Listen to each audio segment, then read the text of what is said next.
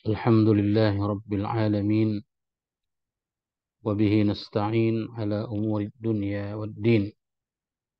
أشهد أن لا إله إلا الله وحده لا شريك له، وأشهد أن سيدنا محمدا عبده ورسوله.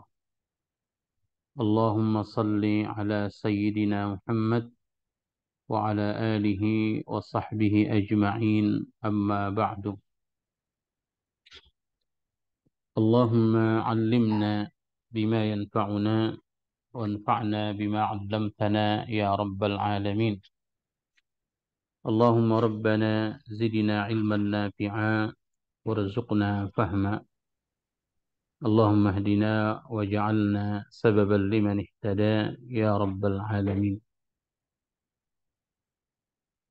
Segala puja dan puji syukur senantiasa kembali kita panjatkan kehadirat Allah Subhanahu wa taala yang alhamdulillah pada malam ini kembali mempertemukan kita di Maidatul Quran, masih di surah Ibrahim yang insya Allah akan kita mulai dari ayat yang ke-22. Kemudian sebelum kita ke ayat yang akan kita renungkan pada malam ini, tentunya salawat salam kita tak lupa kita hadiahkan dan sampaikan kepada junjungan kita Nabi besar Muhammad sallallahu alaihi wasallam. Semoga kelak kita semua yang berhadir atau yang belum berkesempatan hadir pada malam ini dipertemukan dengan Nabi kita sallallahu alaihi wasallam di telaganya, kemudian juga di Jannatul Firdausil A'la. Amin ya rabbal alamin.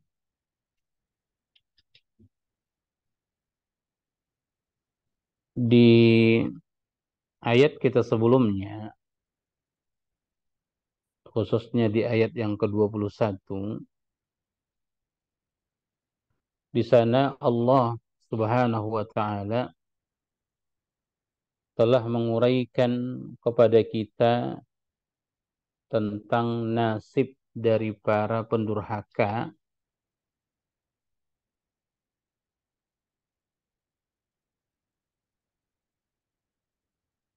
di mana pada ayat tersebut para pendurhaka antara satu dengan yang lain, pemimpin dan pengikut, pemimpin kesesatan dan yang mengikuti kesesatan, mereka dipertemukan pada hari kiamat. Akan tetapi di hari pengadilan Allah itu terputuslah segala hubungan. Terputuslah hubungan antara pengikut dengan siapa yang diikutinya. Sehingga para pengikut-pengikut di dalam kesesatan tersebut, mereka semacam meminta satu permintaan, tapi hakikatnya berupa kecaman, yaitu ucapan mereka, fahal antum mughnuna anna min azabillahi min syai'. Boleh hendak kalian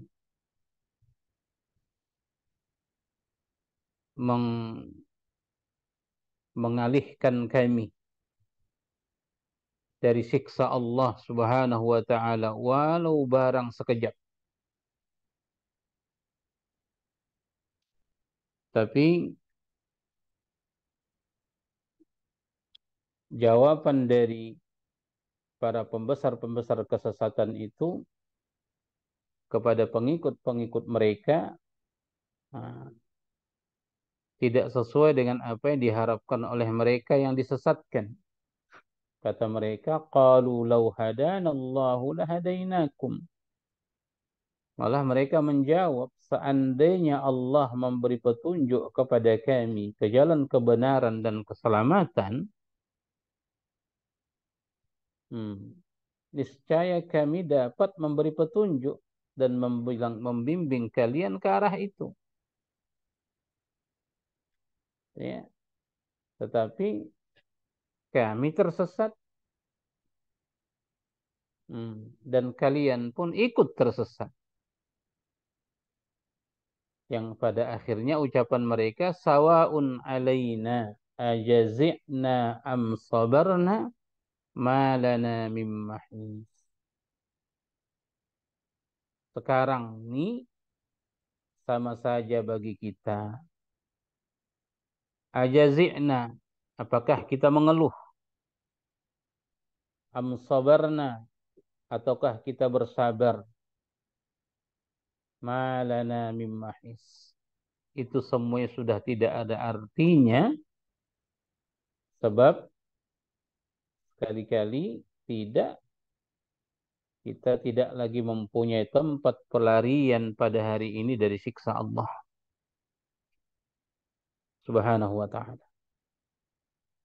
Jadi setelah menguraikan nasib para pendurhaka itu, maka di ayat kita yang ke-22 ini Allah Subhanahu wa ta'ala akan menguraikan kepada kita penyebab utama kedurhakaan manusia. Mereka yang terjerumus kepada kesesatan. Yang dalam ayat ini bahwa di belakang itu semua yang menjadi faktor kedurhakaan dan jatuhnya seseorang kepada jurang kesesatan itu adalah syaitan atau juga iblis. Karena itu di dalam ayat ini Allah Subhanahu wa taala berfirman, "Wa qala asy-syaitanu lamma qudiya al-amru innallaha wa'adakum wa'dal haqq wa wa'adtukum fa akhlaftukum."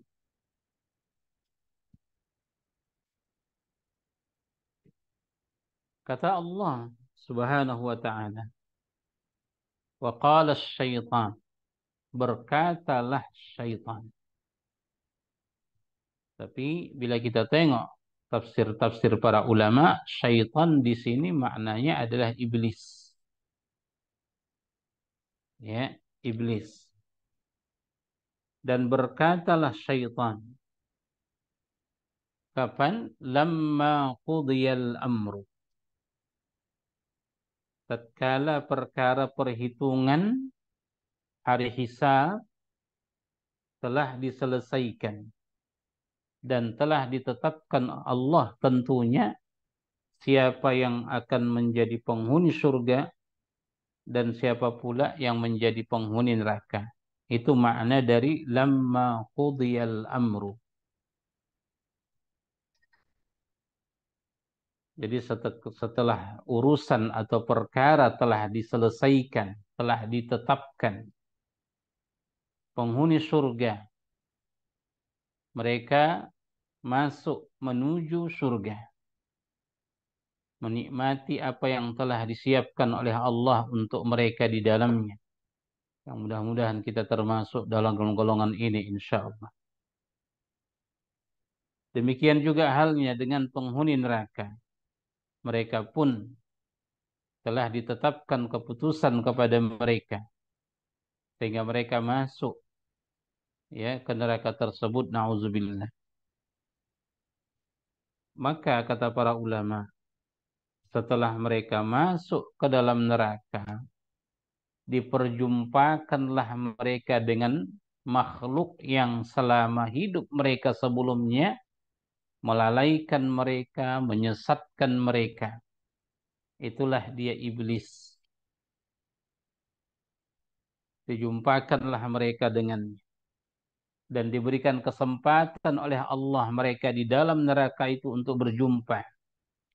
Dan iblis pun, ya, sang pemimpin kesesatan yang menyesatkan mereka selama di dunianya, kalau meminjam bahasa para ahli tafsir, yakhtub khutbatan.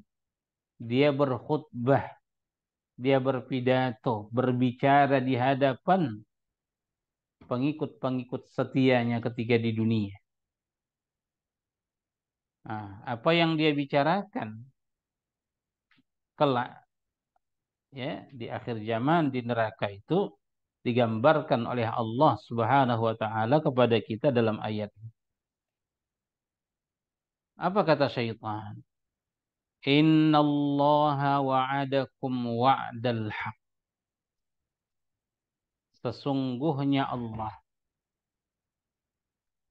Sesungguhnya Allah Subhanahu wa taala telah menjanjikan kepada kalian wa'dal haqqi, janji yang benar, yang kata ulama tafsir bilisani rasulihi, di mana janji yang benar dari Allah Subhanahu wa taala itu disampaikan dia melalui perantaraan para rasul. Apa janji-janji Allah yang disampaikan para rasul itu? Tentunya adanya hari kebangkitan, adanya hari kiamat, adanya hari perhitungan amal, adanya siksa, adanya azab, adanya surga. Yang beriman kepada Allah akan dimasukkan ke dalamnya. Yang ingkar kepada Allah akan dimasukkan ke dalam neraka. Na'udzubillah. Inilah dia. Innallaha wa'adakumullah innallaha wa'adakum wa'dal haq. Itulah maksud janji Allah yang disampaikan oleh para rasul kepada manusia. Dan janji itu adalah benar. Baik. Wa wa'adtukum fa akhlaftukum. Kata syaitan atau iblis. Ya.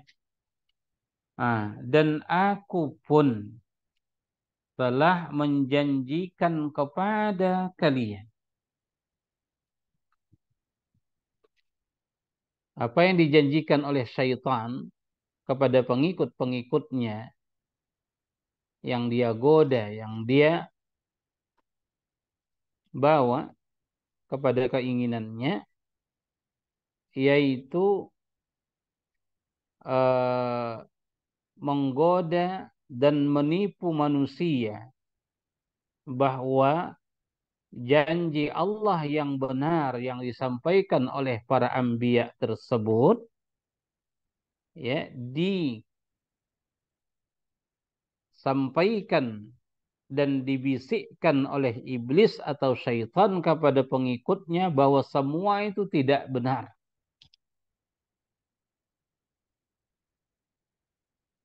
Tidak ada yang namanya hari kebangkitan. Tidak ada yang namanya hari perhitungan, pertimbangan amal. Tidak ada yang namanya tempat kembali surga atau neraka. Itulah janji syaitan atau iblis kepada pengikutnya. Akan tetapi fa'akhlaqtukum, kata beliau, la'natullahi alaih. Akan tetapi janji-janji yang ku janjikan kepada kalian, aku tidak bisa atau tidak memenuhinya. Fa'akhlaftukum. Kata Ibnu Katsir rahmatullahi alaih dalam tafsir beliau rahimahullah, dijumpakannya pengikut-pengikut syaitan ketika di dunia ini dengan syaitan atau iblis di dalam neraka. Bahkan iblis tersebut berbicara atau diberikan kesempatan berbicara kepada orang-orang yang dia sesatkan. Kata Ibnu Katsir rahmatullahi alaih bahwa itu semua tujuannya adalah liyazidahum huznan ila huznihim, supaya bertambah-tambah kesedihan mereka, sehingga kesedihan-kesedihan mereka semakin bertumpuk-tumpuk sampai kepada puncaknya. Wa ghubnan ila ghubnihim wa hasratan ila hasratihim, agar semakin bertambah juga ya kerugian, ya demi kerugian yang mereka alami.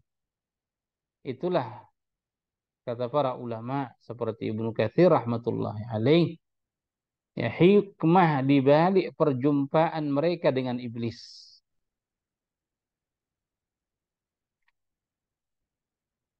Lalu iblis mengatakan di hadapan pengikutnya satu kata-kata yang benar-benar dia akui dan dia sadari. Dia mengatakan, wa ma kana liya 'alaikum min sultanin illa an da'autukum fastajabtum li. Iblis mengatakan, wa ma kana liya 'alaikum min sultan. Dan sebenarnya ketika kusesatkan kalian ketika di dunia dulu, kira-kira begitu. Maka naliya 'alaikum min sultan. Aku tidak dapat memaksa kalian sedikit pun. Aku tidak dapat memaksa kalian. Karena sekali-sekali tidak ada sedikit pun kekuasaan bagiku terhadap kalian. Ini pengakuan iblis dan syaitan yang sebenarnya. Itu salah satu makna yang disebutkan oleh para ulama. Wa ma kana liya 'alaikum min sultanin. Bahwa setan atau iblis mengakui bahwa dia tidak dapat memaksa siapapun. Karena sama sekali dia tidak punya kekuasaan untuk memaksa siapapun. Itu satu pendapat. Atau pendapat yang kedua, wa ma kana liya 'alaikum min sultan. Ketika iblis atau syaitan mengatakan kepada pengikut-pengikut yang dia sesatkan bahwa penyesatannya itu kepada manusia, dia tidak punya bukti sama sekali. Dia tidak punya bukti sama sekali dari apa yang dia janjikan kepada orang-orang yang dia sesatkan. Maka naliya 'alaikum min sultanin. Tidak ada satu bukti pun yang bisa dia nampakkan akan kebenaran janjinya. Nah, itu juga makna yang bisa ditampung oleh lafaz-lafaz ayat nih. Wa ma kana liya 'alaikum min sultan. Melainkan illa an da'autukum. Tetapi aku hanya sekedar menyeru kalian tentunya dengan berbagai macam cara, ya, godaan-godaan yang halus yang dia suntikkan kepada manusia. Nah, tapi anehnya fastajabtum li, kalian malah bersungguh-sungguh mematuhi seruanku. Itu kira-kira makna ayat. Fastajabtum li, kalian bersungguh-sungguh mengikuti seruanku. Nah, sehingga kalian mengikuti syahwat kalian dan meninggalkan seruan Allah. Inilah pengakuan iblis, syaitan di hadapan pengikut-pengikut yang telah dia sesatkan. Aku tidak kuasa memaksa kalian untuk mengikutiku. Dan aku juga tidak punya bukti sama sekali dari janji-janji yang kusampaikan, yang kusintikkan kepada kalian. Aku hanya menyuruh kalian dengan menggoda kalian. Sayangnya kalian mengikutiku. Itu kata iblis, la'natullahi alaih.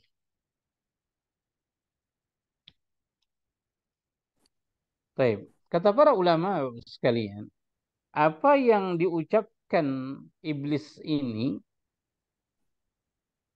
bahwa dia tidak memiliki kekuasaan,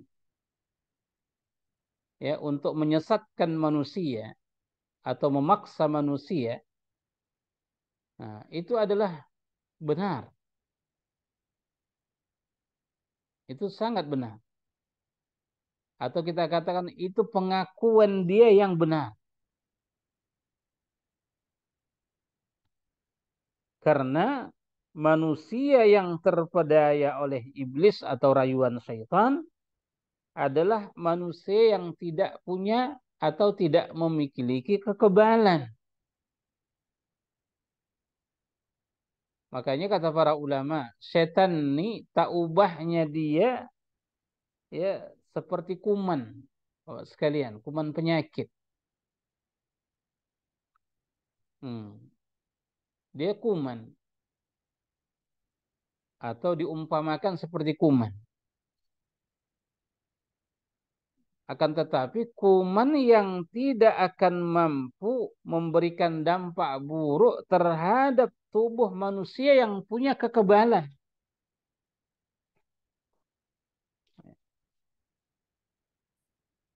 Sedahsyat apapun kuman itu, dia tidak akan memberikan efek sedikit pun terhadap tubuh manusia yang punya kekebalan.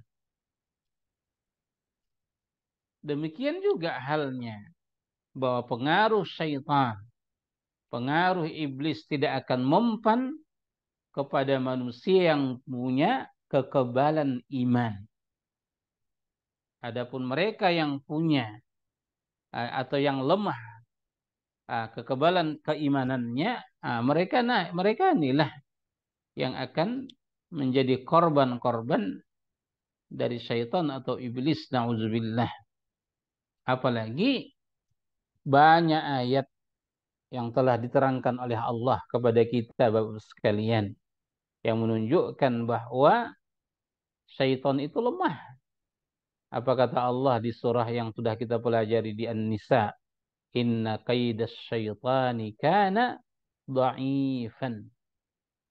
Tipu daya setan itu sangat lemah, kata Allah Subhanahu wa ta'ala. Sangat lemah. Sehingga dia tidak punya kekuatan sedikit pun untuk menyesatkan atau mempengaruhi dengan cara menggoda orang-orang yang punya kekebalan keimanan. Karena itu, keimanan inilah Bapak sekalian salah satu yang harus menjadi perhatian kita dalam hidup ini. Inilah yang harus kita olah secara terus-menerus agar keimanan kita itu tangguh, kuat, kokoh, tebal, kebal.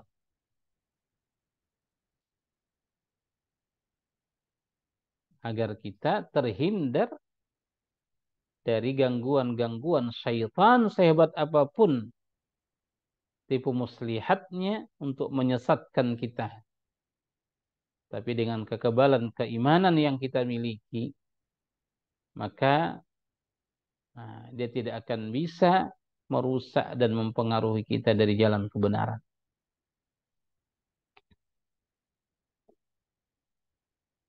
Baik. Wa ma kana li 'alaikum min sultani illa an da'autukum fastajabtum li. Ini adalah salah satu ucapan yang menambah luka dan pedihnya siksa yang dirasakan oleh pengikut-pengikut syaitan di dalam neraka. Orang yang mereka kira mengikutinya adalah mereka yang mengira mengikuti syaitan atau iblis itu adalah satu kebenaran, maka pada hari kiamat akan nampaklah hakikat yang sebenarnya. Syaitan atau iblis pun pada perjumpaan itu membela diri. Setelah dia berterus terang, setelah dia mengakui bahwa dia tidak punya bukti, bahwa dia tidak punya kuasa sama sekali untuk menyesatkan. Tapi anehnya kalian yang mengikutiku secara bersungguh-sungguh. Karena itu fala talumuni. Maka jangan kalian cerca aku. Jangan kalian salahkan aku. Fala talumun. Jangan kalian menyesali dan menyalahkan aku. Fala talumun. Laum. Cercaan, celaan, penyesalan. Fala talumun. Tapi walumu ampusakum. Cerca kalianlah. Ya, sesali kalianlah. Salahkan kalianlah diri kalian sendiri. Inilah pembelaan syaitan atau iblis di hadapan pengikut-pengikutnya. Makanya kita katakan tadi seperti kata Ibnu Katsir, bahwa perjumpaan ini untuk menambah luka di atas luka mereka, menambah rugi di atas kerugian mereka, menambah kesedihan di atas kesedihan mereka. Tentu wajar orang yang selama ini diikuti, bahkan dibela dan seterusnya, tiba-tiba berlepas diri di saat mereka membutuhkan bantuannya. Nah, inilah dia ketertipuan. Nauzubillah. Semoga kita insyaallah dijaga oleh Allah Subhanahu wa taala dari jeratan syaitan yang terkutuk itu. Lalu kata iblis, "Ma ana bimusrikhikum wa ma antum bimusrikhi." Aku sekali-kali tidak dapat menolong untuk menyelamatkan kalian, tentunya dari siksa Allah Subhanahu wa ta'ala yang ditetapkan Allah atas kalian akibat kedurhakaan kalian kepadanya dan kepatuhan kalian kepadaku, kata dia. La haula wa la quwata illa billah. Ma ana bimusrikhikum wa ma antum bimusrikhi. Sebagaimana juga kalian pun sama sekali tidak dapat menolongku untuk meringankan siksa yang kuterima hari ini. Jadi masing-masing mereka tidak akan bisa memberikan pertolongan kepada satu dengan yang lain.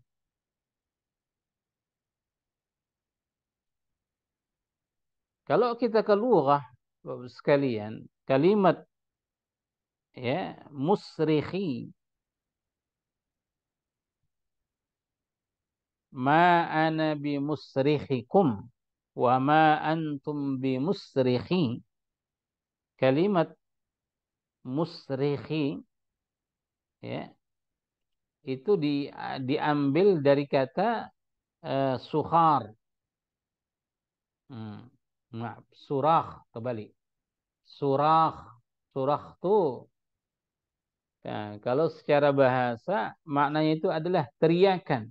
Makanya orang Arab ini kalau ada orang yang berteriak dia bilang la tasruh. Hmm. La tasruh. Lis tasruh katanya. Kenapa kau teriak-teriak? Itu makna asal dari kalimat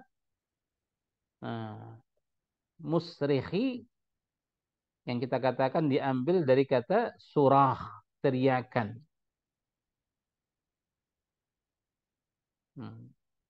Karena memberikan pertolongan ya,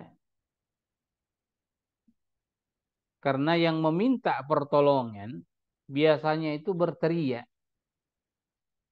ya. Nah, maksudnya memberi pertolongan karena yang meminta pertolongan biasanya itu berteriak. Makanya ditafsirkan oleh para ulama ya, seperti yang kita jelaskan tadi, aku sama sekali tidak dapat menolong untuk menyelamatkan kalian dari siksaan Allah yang telah ditetapkan Allah atas kalian. Sebagaimana kalian juga tidak akan bisa menolongku ya untuk meringankan siksaan yang kuterima yang ditetapkan oleh Allah untukku. Karena seperti yang kita katakan tadi bahwa yang meminta pertolongan biasanya itu berteriak. Itu ya. Al-Imam Asy-Sya'rawi rahmatullahi alaih, kalau kita tengok dalam tafsir dia memahami penggalan ayat ini dalam arti yang menghilangkan teriakan. Ya, yang menghilangkan teriakan. Maksudnya sama. Aku tidak akan bisa menghilangkan teriakan kalian. Maknanya teriakan minta tolong kalian. Sebagaimana kalian pun tidak akan bisa ya meringankan teriakanku atau menolongku. Itu hubungan kalimat musrikhi dengan lughah. Ya, makna kalimat musrikhi dengan lughah sekalian. Ma ana bi musrikhikum wa ma antum bi musrikhi. Aku tidak bisa menolong kalian sebagaimana kalian pun tidak bisa menolongku. Lalu iblis menyambung pidatonya di hadapan orang-orang yang dia sesatkan. Inni kafartu bima asyraktumuni min qablu. Kata iblis, sesungguhnya aku tidak membenarkan perbuatan kalian mempersekutukan aku dengan Allah sejak dahulu.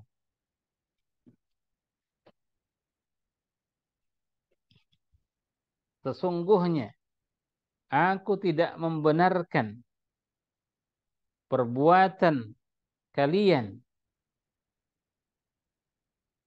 Nah, ini juga salah satu ucapan keterus terangan iblis. ya, bahwa dia sendiri pun pada hakikatnya tidak menyetujui ya penyekutuan dirinya kepada Allah yang dilakukan oleh manusia. Itu dia ingkari, inni kafartu.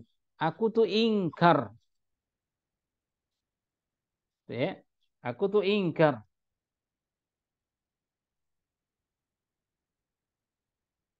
Maknanya tidak membenarkan penyekutuan Allah dengan aku seperti yang kalian lakukan ketika di dunia. Itu ku ingkari sebenarnya. Alhamdulillah. Ya. Itu yang banyak dicenderungi para ulama sekalian dari makna inni kafartu bima asyraktumuni min qablu. Walau di antara para ulama ada juga yang memahami kalimat kafartu dalam ayat ini nah, dengan makna hakiki. Artinya sejak kebangkitan sampai sekarang aku tidak membenarkan. Ya, maknanya dia kufur. Aku tidak membenarkan. Taib. Ini menunjukkan penyesalannya. Begitu kata sebagian ulama. Akan tetapi bila itu yang misalnya menjadi pilihan seseorang dalam makna kata para ulama menunjukkan di akhirat pun iblis itu masih berbohong, bercakap tipu sekali. Nah, karena itu yang paling banyak dicenderungi oleh ulama makna dari inni kafartu bima asyraktumuni min qablu apa yang kita sebutkan tadi bahwa iblis mengatakan sesungguhnya aku tidak membenarkan perbuatan kalian mempersekutukan aku dengan Allah sejak dahulu. Karena apabila kita pilih makna yang kedua tadi menunjukkan bahwa di sana iblis masih berbohong, padahal di akhirat itu sudah tidak ada lagi yang bisa berbohong. Tidak ada yang bisa ditutup-tutupi. Di sana semuanya adalah kebenaran dan kenyataan serta kejujuran. Jadi inni kafartu bima asyraktumuni min qabl. Menunjukkan ini kata hati dia. Pengakuannya yang sebenarnya. Bahwa dia sendiri mengingkari, tidak percaya terhadap penyekutuannya dengan Allah Subhanahu wa taala yang dilakukan oleh manusia. Inni kafartu bima asyraktumuni min qabl.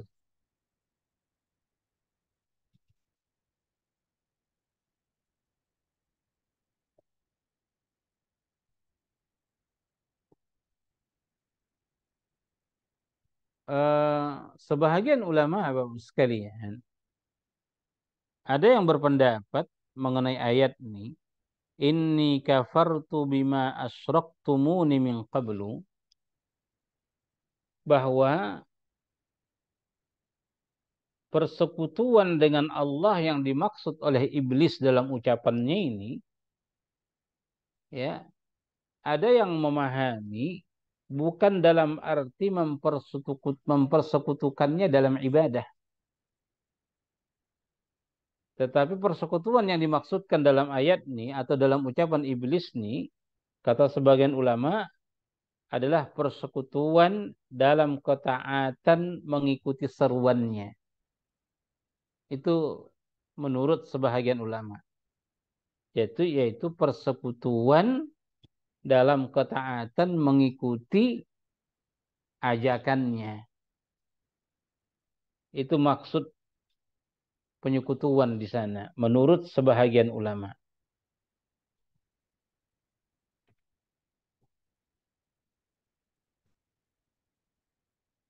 Dan juga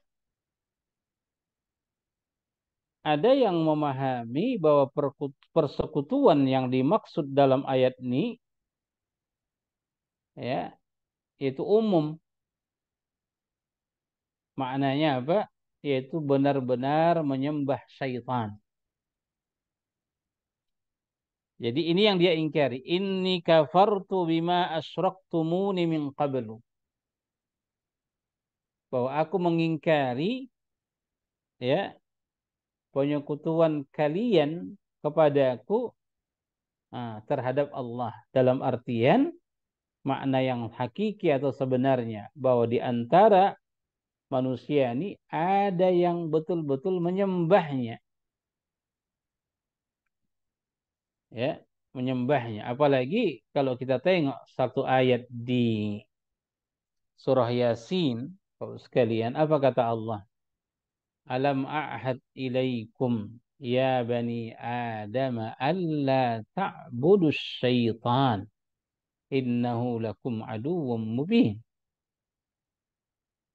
Bukankah aku telah memerintahkan kepada kalian wahai bani Adam, kata Allah, supaya kalian tidak menyembah syaitan.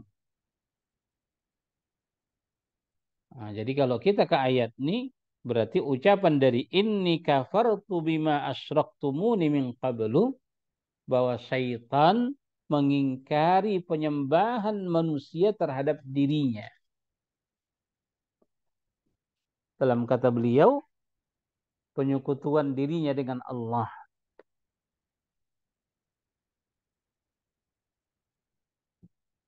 Hmm. Dan zaman sekarang nih pun Bapak sekalian, ya, ada golongan atau penyembah syaitan. Ya, zaman sekarang ini pun ada orang-orang atau golongan yang memang mereka penyembah syaitan.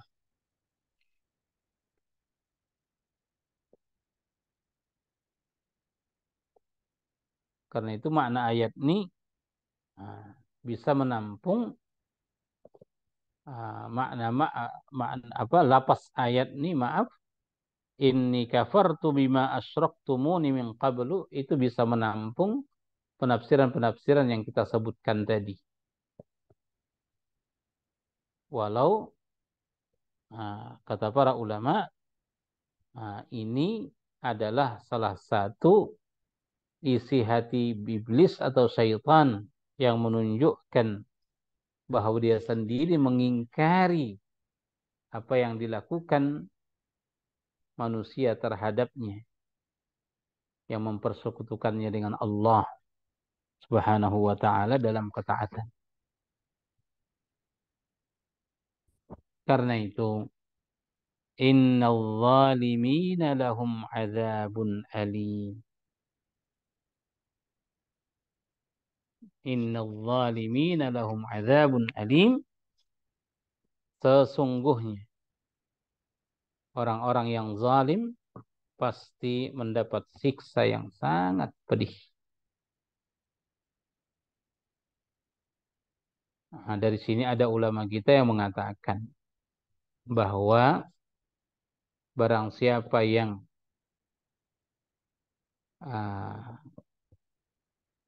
barang siapa yang mengikuti rayuan-rayuan setan,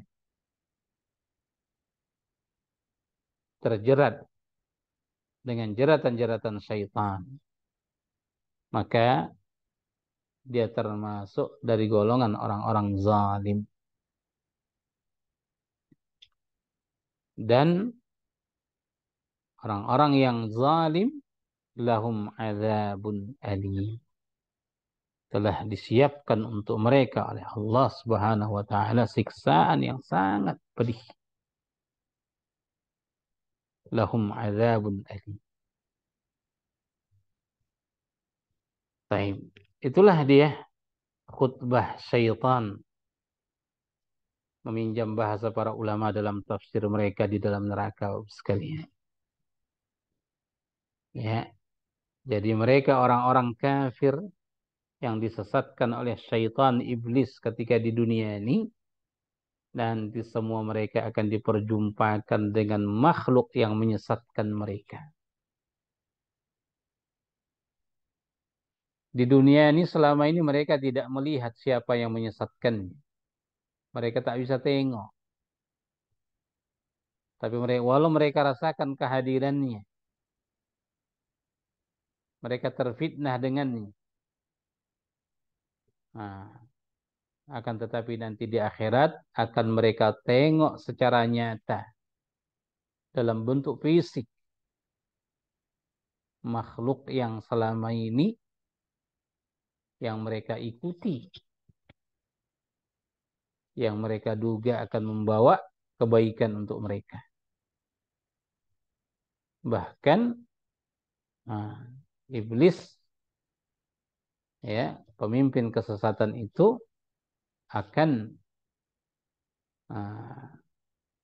berpidato di hadapan pengikut-pengikut setianya.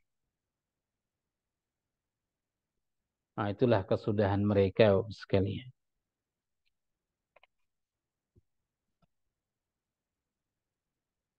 Jadi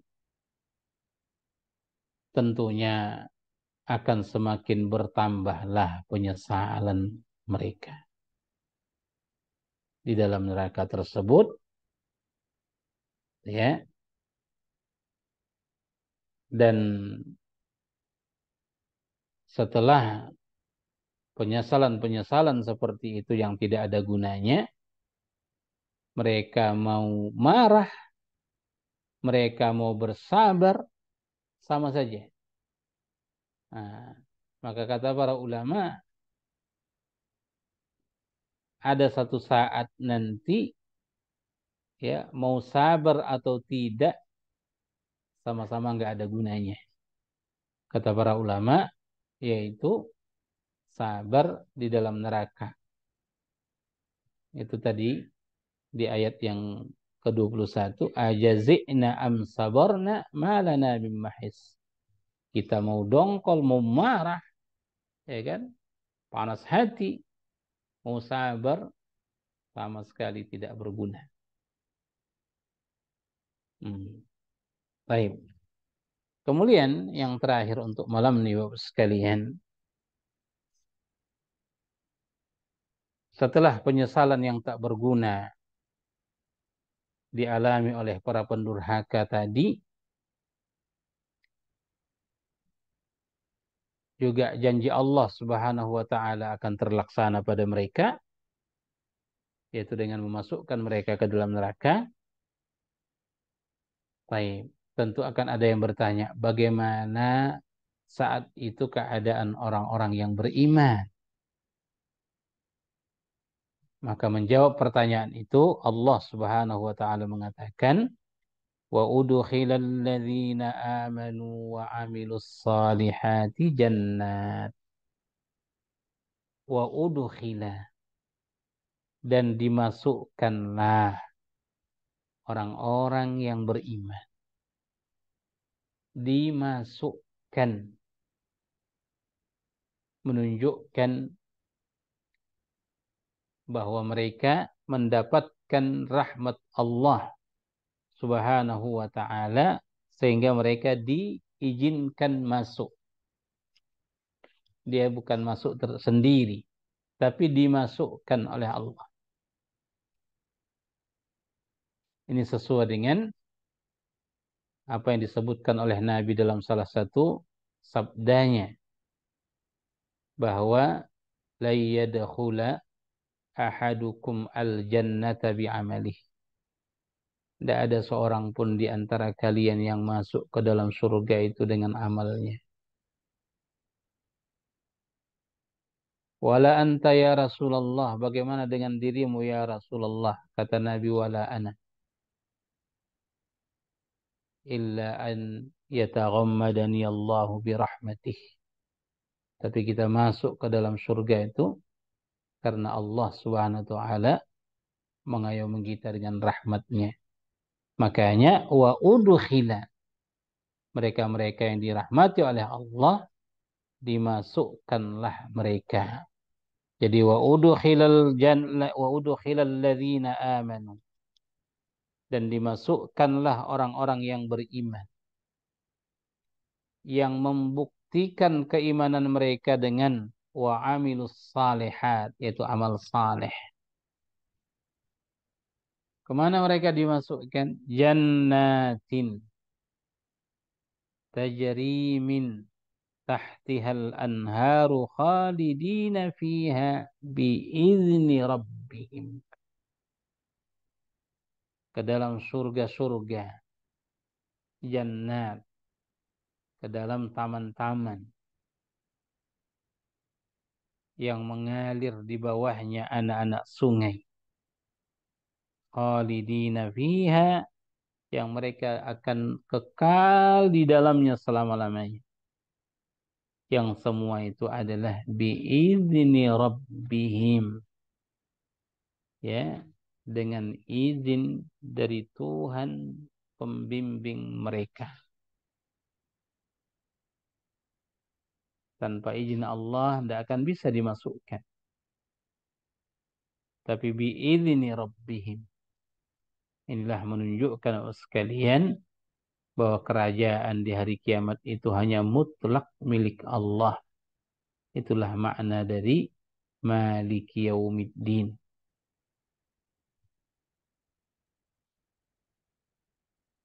Lalu Allah gambarkan keadaan mereka di dalam surga.